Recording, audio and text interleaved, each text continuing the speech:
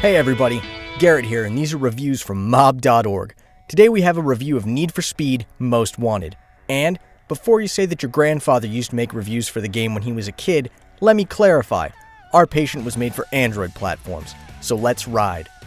We're gonna ride in a literal sense. When you run the game for the first time, you immediately get a tutorial race. It's obligatory, you can't skip it. It seems that dudes from Electronic Arts think that no one has ever played the race over a telephone or a PC. However, they may be right taking into consideration the fact that even children have smartphones these days. But as for me, I wanted to rake over the menus somewhat quicker, and the tutorial made me slightly mad. The game begins with the menu, doesn't it? And here's the menu. Here we have a traditional GPS card which you can swipe back and forth while looking for tracks and missions. I think everything is clear here, and fans of the Need for Speed series are well acquainted with maps of this kind, and I don't need to chew over it for too long. So let's move on.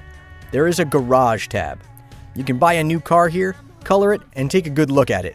Yet, I know from personal experience that there are other interesting things not connected to the cars that can be done in a garage. But, well, okay, moving on.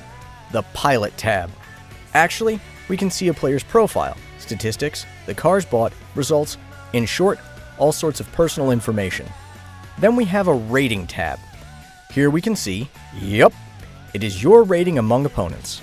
Fairly speaking, I don't understand why they didn't unite this tab with the previous one.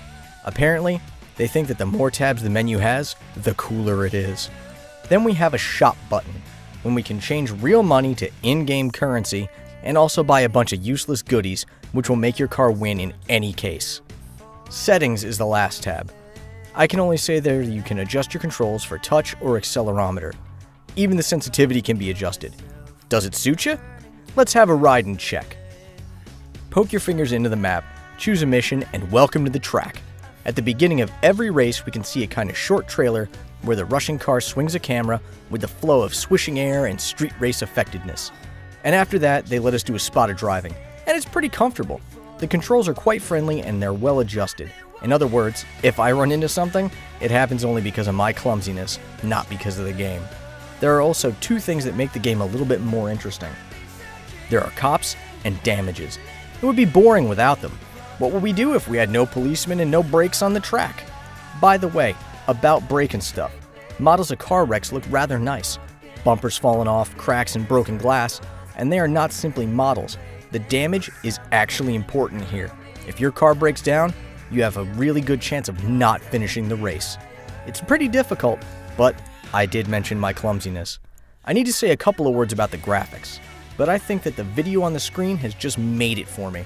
The graphics are good, everything is bright and colorful, and the textures seem to be pretty good too. Well, what else should I mention? The plot. The game has one, most likely. I don't know, I didn't notice.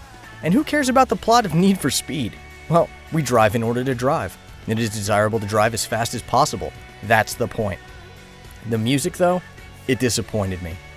Setting the music against that from previous editions for PC, we didn't have music, but we had crap. On one hand, it's understandable. The game was made for kids to play in the classroom with their hands under the desk. In this position, the music is not really something to listen to. But on the other hand, Electronic Arts isn't a poor company and should have tried not to leave any weak points in the game. So, I had to turn on my own playlist as background music, because I don't want to listen to the miserable thing. But tastes differ, and someone might like it. The game is optimized quite well, but still, they could have done it much better. It sometimes lags on my device, but in general, doesn't interfere with gameplay, and you can put a pin on that. To sum up, the game's not bad. If you like races, don't hesitate and buy the game. It costs $5 and it's worth each one of them. Or you can download it from our site. The link's down below in the description. That's it for today. If you liked it, like it. Subscribe for the channel and join our group. This was Garrett and mob.org. See you soon.